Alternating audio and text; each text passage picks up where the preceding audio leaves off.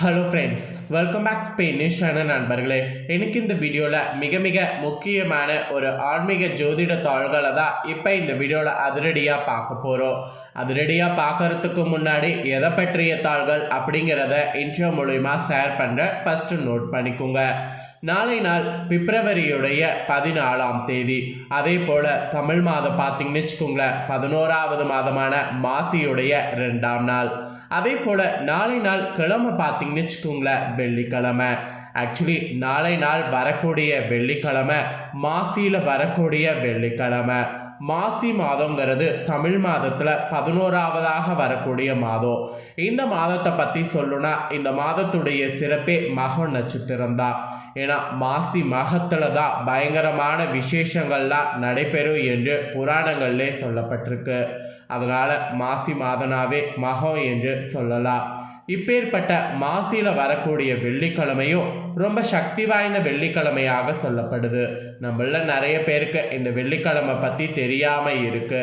வெள்ளிக்கிழமைங்கிறது சாதாரணமான ஒரு நாள் கிடையாது, மங்களகரமான ஒரு நாள். சுக்கிரனுடைய ஆதிக்கம் நிறைந்திருக்கக்கூடிய நாள்னா அது வெள்ளிக்கிழமை என்று சொல்லலாம்.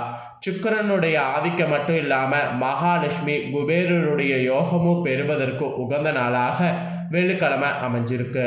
அதனால தான் அந்த காலத்திலிருந்து இப்போ வரைக்கும் வெள்ளிக்கிழமைனாவே மிகவும் மங்களகரமான நாளாக கருதப்படுது.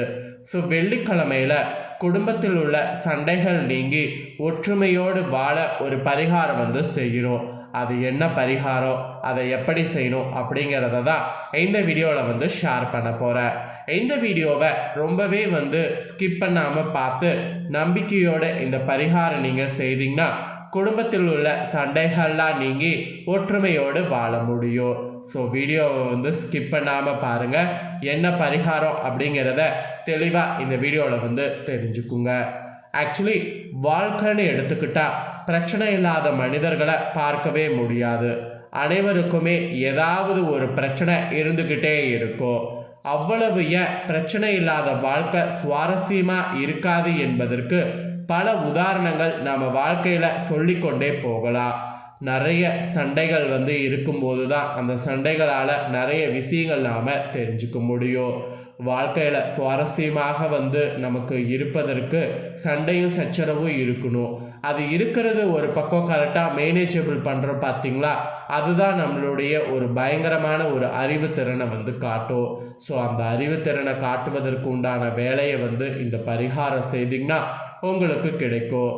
உதாரணத்திற்கு குடும்பத்தில் அண்ணன் தம்பி பிரச்சனை, அக்கா தங்கை பிரச்சனை, சொத்து பிரச்சனை, பணப்பிரச்சனை, இவை அனைத்தையும் தீர்த்து வைப்பதற்கு இந்த பரிகாரம் உங்களுக்கு ஒரு பயங்கரமாக இருக்கும். ஆனால் எப்போதுமே வீட்டில் பிரச்சனை கொண்டே இருந்தால் என்ன செய்வது அப்படிங்கிற மாதிரி நிறைய பேர் குழப்பத்தில் இருப்பீங்க. மன நிம்மதி இருக்காது, உடல் ஆரோக்கியம் கூட சீர்கெடும், எந்த வேலையிலையும் நாட்டமும் இருக்காது. நிம்மதியான வாழ்க்கையை வாழ வேண்டும் என்றால் குடும்பத்தில் ஓரளவாவது சந்தோஷம் இருக்க வேண்டும். குடும்பத்தில் சந்தோஷம் இருக்க வேண்டும் என்றால் குடும்பத்தில் இருக்கக்கூடிய ஒவ்வொரு நபர்களும் ஒருவரை ஒருவர் புரிந்து கொண்டு சண்டை சச்சரவு இன்றி ஒற்றுமையோடு வாழ வேண்டும். சண்டை சச்சரவு இல்லாத வாழ்க்கை வாழவோ, எதிர்மறை எண்ணங்கள் நீங்கி நேர்மறை எண்ணங்கள் உதிக்கவோ மிக சிறப்பான பரிகாரங்கள் இருக்குது. அதை தான் இந்த வீடியோவில் உங்களுக்கு சொல்ல போகிறேன். அது என்ன பரிகாரம், அதை எப்படி செய்யணும் அப்படிங்கிறத தெளிவாக இந்த வீடியோவில் தெரிஞ்சுக்குங்க. ஸோ தெரிஞ்சு இந்த பரிகாரத்தை பண்ணி பயன்பெறுங்க. குடும்பத்தில் ஒற்றுமை நிலைக்கிறதுக்காக இந்த பரிகாரம் மாசி வெள்ளிக்கிழமை செய்கிறீங்க. நிச்சயம் இந்த பரிகாரனால் குடும்பத்தில் ஒற்றுமையானது உங்களுக்கு நிலைக்க ஆரம்பிக்கும். பொதுவாக குடும்பத்தில் உள்ள அனைவரும் ஒற்றுமையாக சந்தோஷமாக வாழத்தான் பெரும்பாலும் ஆசைப்படுவோம். அதற்கு உங்கள் குடும்பத்தோடு நீங்கள் நாளை நாள் பக்கத்தில் இருக்கக்கூடிய விநாயகர் கோவிலுக்கு செல்லணும். குறிப்பாக நாளை ஒரு நாள் உங்கள் ஊர் பிள்ளையார்பட்டியாக இருந்ததுன்னா அந்த பிள்ளையார்பட்டியில் இருக்கக்கூடிய கற்பக விநாயகர் கோவிலுக்கு போகணும். ஏன்னா கற்பக விநாயகரை நாளை நாள் தரிசனம் பண்ணுவது ரொம்ப நல்லது. ஒருவேளை பிள்ளையார்பட்டிக்கு போக முடியாது அப்படிங்கிறவங்க பக்கத்தில் இருக்கக்கூடிய கோவில் விநாயகருக்கே போங்க. கோவில் விநாயகர் கோவில் எது இருந்தாலும் அங்கே விநாயகர் கோவிலுக்கு போய் காலையில் நடக்கக்கூடிய அபிஷேகத்தை பாருங்கள். நீங்களும் அபிஷேகத்துக்கு ஏதாவது உங்களால் முடிஞ்ச பொருட்களை வந்து கொடுங்க. அபிஷேகத்துக்கு பொருட்களை கொடுத்து உங்கள் பெயரை சொல்லி நாளை நாள் கோவிலில் அர்ச்சனை செய்து விநாயகரை மனதார வழிபாடு செய்யுங்க. பின் அங்கு தரக்கூடிய விபூதி பிரசாதத்தை வீட்டுக்கு கொண்டு வாங்க. வீட்டுக்கு வந்த உடனே அந்த விபூதியை ஒரு சிறிய துணியில் கட்டி வந்து வீட்டு வாசல் படி முன்னாடி வைத்திருங்க. அதாவது கோவிலுக்கு போய் அபிஷேகத்துக்கு ஏதாவது வாங்கி கொடுத்து அபிஷேகத்தை பார்த்து உங்கள் பேரில் ஒரு அர்ச்சனை பண்ணிவிட்டு கோவிலில் கண்டிப்பாக விபூதி பிரசாதமாக கொடுப்பாங்க. அந்த விபூதி பிரசாதத்தை கொஞ்சம் எக்ஸ்ட்ராவாக கேட்டு வீட்டுக்கு கொண்டு வந்து சிறு துணியில் கட்டி அதை வீட்டுடைய வாசப்படி முன்னாடி வைத்திடணும். இது வந்து குடும்ப தலைவன் தலைவி என அவரவர் பிறந்த கிழமையில் வந்து நீங்கள் விநாயகர் கோவிலுக்கு சென்று நீங்கள் செய்கிறது நல்லது. அவரவர் பிறந்த கிழமை தெரியல அப்படிங்கிறவங்க மாசி வெள்ளிக்கிழமை இதை செய்தீங்கன்னா நீங்கள் உங்களுடைய பிறந்த கிழமையில் செய்த பலன் மாதிரி கிடைக்கும். அதனால் எனக்கு பிறந்த கிழமெல்லாம் தெரியாது அப்படிங்கிறவங்க நாளை நாள் இதை செய்து பாருங்கள். நீங்கள் உங்கள் பிறந்த கிழமையில் செய்த பலனை பெற முடியும். நாளை நாள் விநாயகர் கோவிலுக்கு போகும்போது கண்டிப்பாக விநாயகருக்கு அருகும்புல் மாலையை சாப்பிடணும். அப்புறம் எல்லாத்துக்கும் மேலே அவருக்கு தேங்காயை வந்து உடைக்கணும். அதாவது சிதறு தேங்காய்ன்னு சொல்லுவாங்கள்ல, அப்படியே பட்டுன்னு உடைச்சா எல்லாம் சிதறி போகல, அந்த மாதிரி சிதறு தேங்காயை உடைக்கணும். இதை உடைத்து தான் வழிபாடு வந்து விநாயகரை செய்யணும். இந்த பரிகாரத்தை நாளைய மாசி வெள்ளியில் செய்தாலே போதும். உங்கள் குடும்பங்களில் அவ்வப்போது நிகழக்கூடிய சிறு சிறு பிரச்சனைகள் நீங்கி சந்தோஷமாக ஒற்றுமையோடு நல்லதொரு குடும்பமாக அமையும்.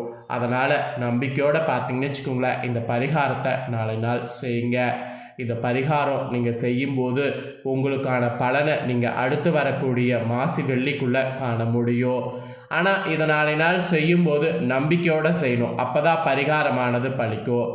நம்பிக்கை இல்லாமல் செய்திங்கன்னா கண்டிப்பாக வந்து பரிகாரம் பலிக்காது. அதனால் நம்பிக்கையோடு செய்யுங்க. விநாயகருக்கு ஏன் செய்யணும்னா, விநாயகருக்கு உகந்தது இந்த மாசி மாதம். மாசி மாதத்தில் வரக்கூடிய சங்கடகர சதுர்த்திலாம் விநாயகருக்கு ரொம்ப ரொம்ப உகந்த நாள். அதனால தான் மாசியில் வரக்கூடிய நாளைய வெள்ளிக்கிழமை விநாயகரையே வழிபாடு செய்யுங்க அப்படிங்கிறத சொல்கிறேன். நீங்கள் பிள்ளையார்பட்டிக்கு பக்கத்தில் இருப்பவர்களாக இருந்தீங்கன்னா கண்டிப்பாக வந்து பிள்ளையார்பட்டி கோவிலுக்கு தான் போகணும். ஒருவேளை நாளை நாள் எங்களுக்கு வீட்டுக்கு பக்கத்தில் இருக்கக்கூடிய கோவிலுக்கு போகவும் டைம் இல்லை, பிள்ளையார்பட்டிக்கு போக டைம் இல்லை அப்படிங்கிறவங்க வீட்டிலையே பிள்ளையாருடைய ஃபோட்டோ சிலை இருந்ததுன்னா அதுக்கு அபிஷேகம் வந்து பண்ணுங்க. இப்போ ஃபோட்டோவுக்கு அபிஷேகம் எப்படி பண்ணுன்னா, இப்போ பால் எடுத்து அந்த ஃபோட்டோவில் ஒரு 4 சொட்டு தெளிச்சு விடுங்க. அப்புறம் பன்னீர் எடுத்து 4 சொட்டு தெளிச்சு விடுங்க. அப்புறமேட்டு வந்து மஞ்சள் கலந்து அதை 4 சொட்டு தெளிச்சு விடுங்க. குங்குமம் கலந்த நீரை அதை 4 சொட்டு தெளிச்சு விடுங்க. இந்த மாதிரி தெளிச்சு விட்டு கடைசியாக நார்மல் தண்ணியில் வந்து தெளிச்சு விட்டு ஃபோட்டோவை சுத்தப்படுத்திட்டிங்கன்னா அபிஷேகம் பண்ண கணக்காகும். அதனால் நீங்கள் வந்து வீட்லேயே கூட நீங்கள் கோவிலுக்கு போனாலும் அபிஷேக ஆராதனையை வீட்டில் பண்ணி உங்கள் பேரை சொல்லி விநாயகர்கிட்ட ஒரு அர்ச்சனை வந்து போட்டுட்டு நீங்கள் விநாயகர்கிட்ட ஒரு பிரசாதமாக விபூதியை வைத்து அதை எடுத்து உங்கள் வீட்டு வாசப்படியில் பூஜை முடிஞ்சதுக்கு பின்னாடி கட்டுங்க. ஸோ இப்படி பண்ணாலும் ஓகே தான், ஒன்றும் பிரச்சனை கிடையாது. தையில வந்து வழி பிறந்திருக்கும். இப்போ நமக்கு தையில பிறந்த வழியை மாசியில் நாம் நல்லபடியாக கொண்டு போகிறதுக்கு இந்த பரிகாரம் வந்து செய்யணும். இதை செய்யும்போது உங்களுடைய குடும்பத்தில் இருக்கக்கூடிய சின்ன சின்ன பிரச்சனைகள், பெரிய பிரச்சனைகள் எல்லாமே வந்து காணாமல் போகும். கண்ணுக்கு தெரிந்தும் தெரியாமலும் இருக்கக்கூடிய கஷ்ட நஷ்டங்கள் எல்லாமே வந்து சரியாகும்.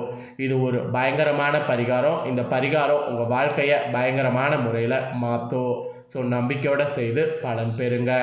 இந்த வீடியோவை நீங்கள் பார்த்து பயனடைகிறது மட்டும் இல்லாமல் உங்கள் ஃப்ரெண்ட்ஸ் ஃபேமிலியில் இருக்கிறவங்களும் இதை பார்த்து பயனடையணும்னு நினச்சிங்கன்னா வீடியோ லைக் பண்ணி ஷேர் பண்ணுங்கள்.